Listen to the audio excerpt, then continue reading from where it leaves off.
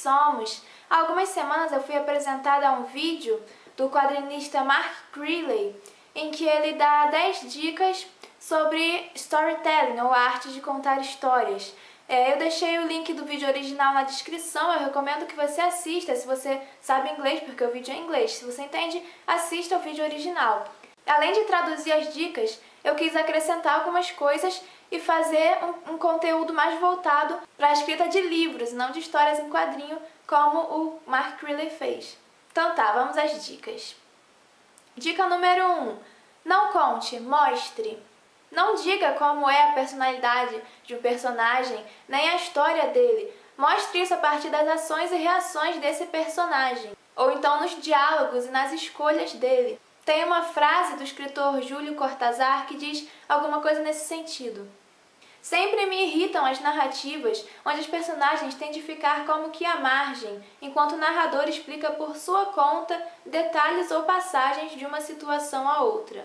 Eu tentei exemplificar essa dica fazendo um texto, na verdade 2 textos que são basicamente a mesma coisa, mas só que em um deles eu falei e no outro eu mostrei. O primeiro, os garotos estavam a 15 ou 20 metros da água, e a expectativa de pular daquela altura toda deixava Lucas com medo. Seus amigos, porém, não pareciam sentir o mesmo, o que deixou Lucas um pouco envergonhado. Ou seja, eu estou falando que o Lucas estava com medo e envergonhado. Estou falando. Na segunda, eu vou mostrar isso, tentar mostrar isso a partir de ações, de aparência física. Os garotos estavam a 15 ou 20 metros da água. Ao olhar para baixo, Lucas arregalou os olhos e percebeu que suas mãos tremiam. Vendo que seus amigos não apresentavam a mesma reação, cruzou os braços para esconder a tremedeira e respirou fundo, buscando alguma coragem dentro de si. Aí eu grifei com medo e as características do medo. Arregalou os olhos e suas mãos tremiam. São características físicas de quem está com medo. São as reações de quem está com medo. E envergonhado a mesma coisa, eu grifei aqui em azul. Envergonhado e a reação dele é o que mostra essa vergonha. Ele ficou com vergonha de ter medo, foi lá e quis esconder a tremedeira, quis buscar uma coragem, para mostrar para os amigos que ele não estava com medo, para esconder esse medo dos amigos dele, que é a vergonha do medo. A segunda dica: nem sempre siga a primeira ideia que você tiver. Tenha em mente, deve existir um jeito melhor de fazer isso. Você pode mudar uma ideia ou um personagem de um jeito que ele se encaixe melhor na história ou que as coisas fiquem mais interessantes. Pense na função de um personagem ou de uma cena ou de algum objeto. Pense na função e considere alguma alternativa. Será que se isso fosse de outro jeito, não ficaria melhor, não ficaria mais interessante? Será que ele não faria essa função melhor se ele fosse de outro jeito? Se esse personagem tivesse outra idade, outro emprego, outro grau de parentesco com o herói? Se o seu vilão, ao invés de uma pessoa, só fossem 2? Se o melhor amigo do herói, ao invés de homem, fosse mulher? Será que as coisas não ficariam mais interessantes? Será que as coisas não se encaixariam melhor? Pense em outras possibilidades, além daquela primeira que você imaginou. 3. Considere os sentimentos do leitor o tempo todo. Dê ao leitor um espaço saudável entre uma cena e outra, entre uma informação e outra. Não abuse do leitor. Ninguém consegue ficar sentindo a mesma coisa por muito tempo. Ninguém consegue ficar triste por muito tempo, nem feliz por muito tempo, nem curioso por muito tempo. O leitor tem um limite, e com um pouco de bom senso você consegue saber qual é esse limite e respeitá-lo.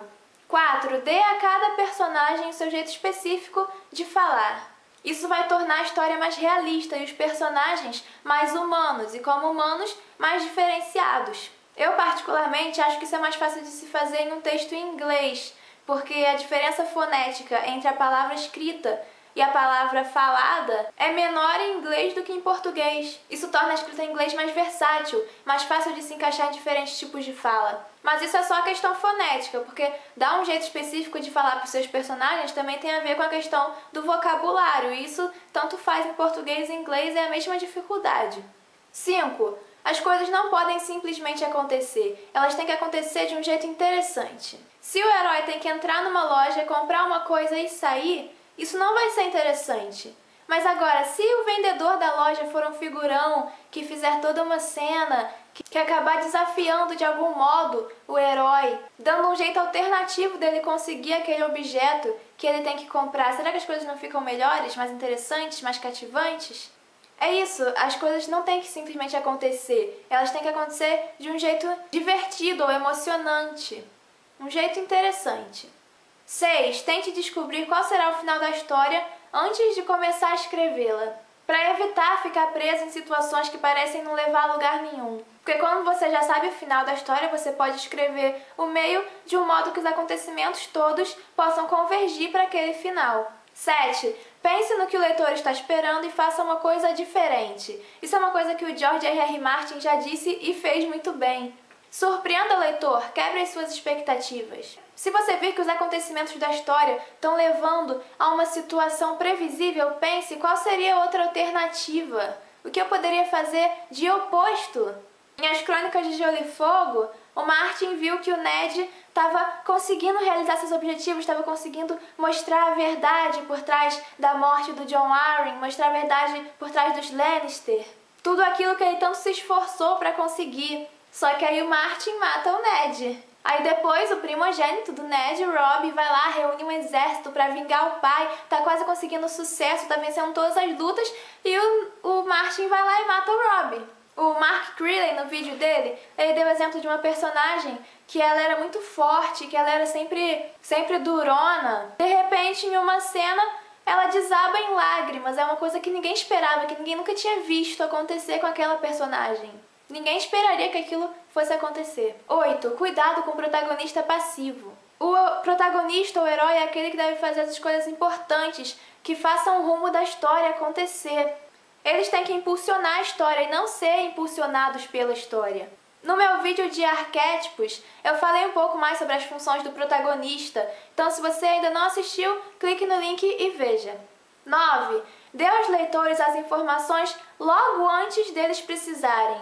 Não dê informações que o leitor só vai precisar páginas e páginas depois. Senão o herói vai precisar de um conhecimento para sair de tal situação X e o leitor já vai ter esse conhecimento. Então não tem mais mistério, não tem mais tensão naquela situação X. O leitor já sabe o que o herói tem que fazer para poder se safar daquilo. Para manter a atenção e a curiosidade, dê as informações logo antes do leitor precisar. 10. Se algo não está funcionando, esteja disposto a jogar isso fora. Isso é uma coisa que praticamente todos os escritores dizem. Não dá para escrever sem jogar coisas fora. Você não pode ter pena de excluir algumas partes da história.